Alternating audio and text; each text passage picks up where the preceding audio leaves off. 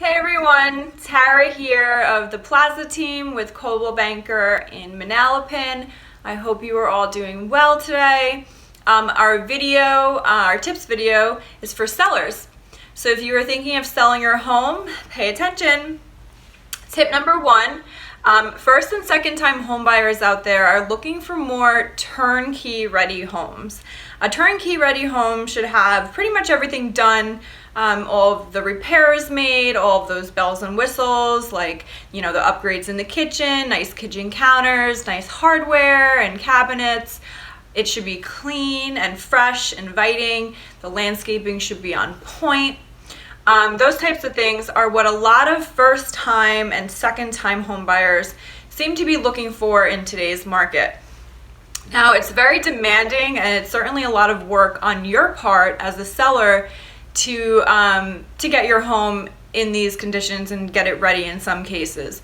So let's just go ahead and make sure that we get it right from the beginning and stop dilly-dallying with the overpriced homes.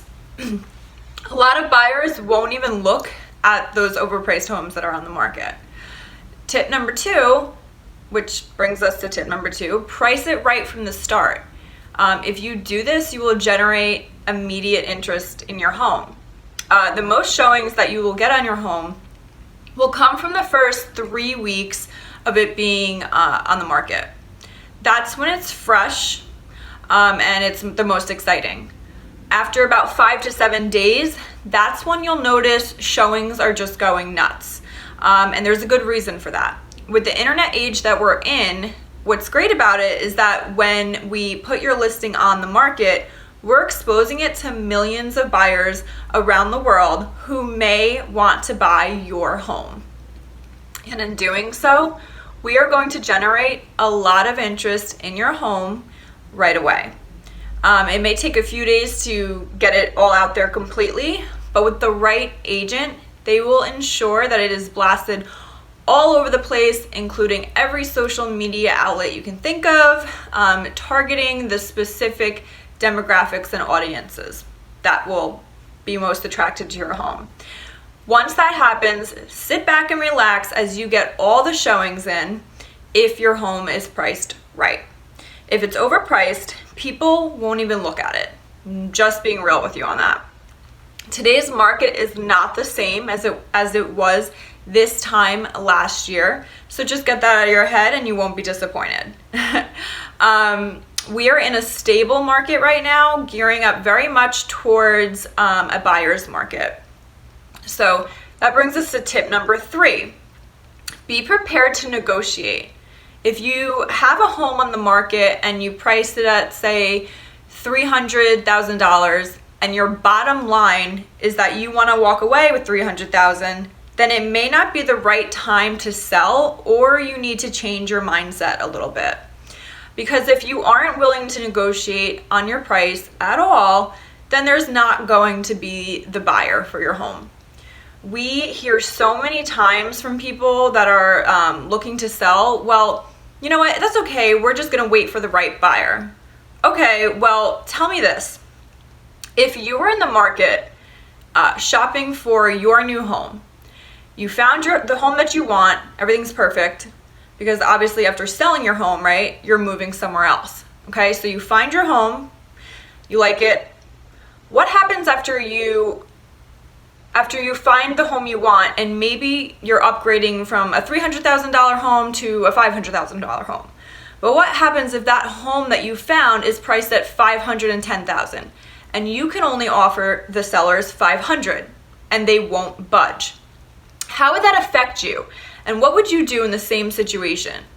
So think about that. If you get your mind around what the buyers are looking for and you put yourself in the buyer's shoes, it will really go a long way in terms of helping you sell your home successfully, as well as the negotiations that go with it. Tip number four, toss in your extras, including your washer and dryer. A lot of that stuff is super cumbersome to move anyway. So a lot of sellers don't mind leaving those types of things behind. And it makes all the difference. Maybe you'll want to leave behind certain light fixtures, other, major appliances in the home, especially in the kitchen.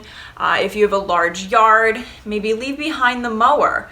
If you have a pool, leave behind the skimmer, certain yard tools, etc., etc. Maybe you have, say you have a flat screen panel on the walls that are mounted, and maybe it will be a nightmare to remove.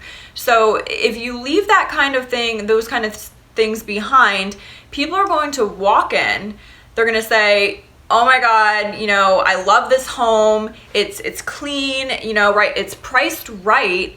It looks great. Everything is already done. All we have to do is come in, drop in our furniture, and we're good to go. Plus, we get a TV, pool maintenance equipment, a lawnmower for our beautiful lawn, a washer and dryer. So, who's going to say no? With more peace of mind a buyer can have, the more they're going to be willing to pay for your home. And even though those items don't necessarily affect the home's value in the eyes of an appraiser, it's going to affect the value in the mind's eye of the buyer, guaranteed. A home's only worth what a buyer is willing to pay for it. And as long as the appraisal is in line with that, then we're good to go.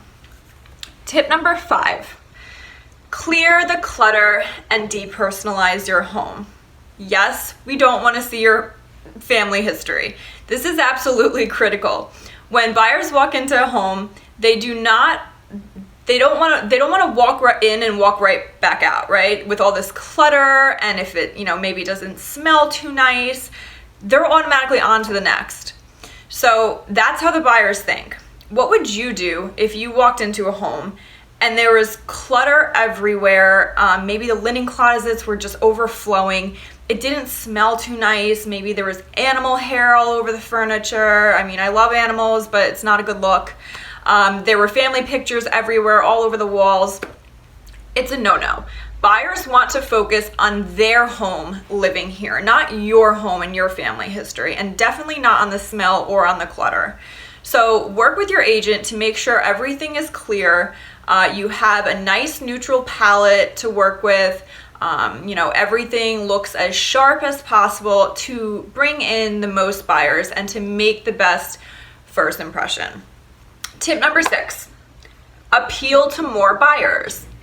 And how are you going to be able to do that? It's pretty simple.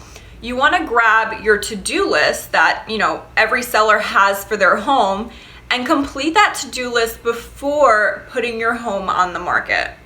Then contact your agent and ask to be put in touch with a good home inspector. Yes, important, get a pre-listing home inspection completed. If you get this done, you will already know what a buyer's inspector is going to come in and say about your home.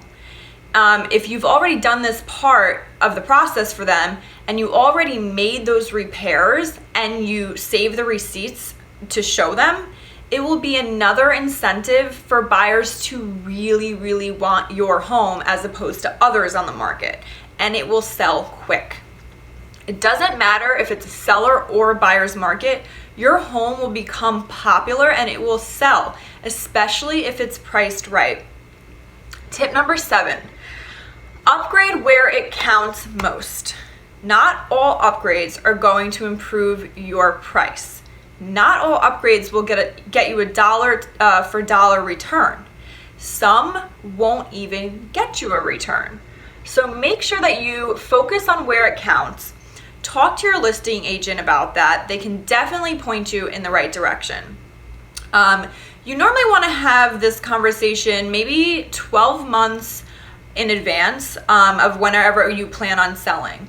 Sometimes preferably not any more than 3 months before you get ready to go on the market.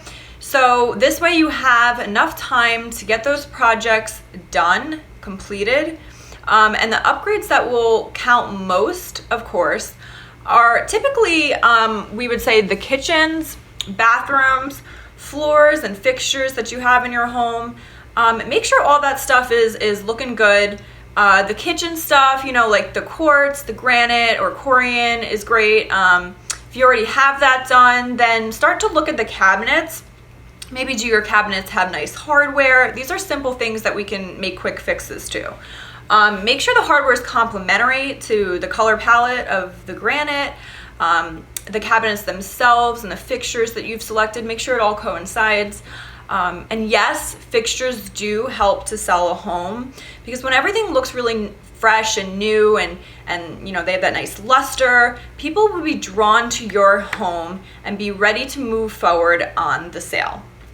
So if you want to position your home in a strong way and you want to get your home sold, then follow these 7 simple tips and you will not go wrong. Okay, that's all for today. Take care, everyone. Please comment or reach out directly if you have any questions. We hope that you have an amazing day and an amazing week. And if you are thinking about buying, or in this case, selling your home, contact the Plaza team today. Take care, everyone.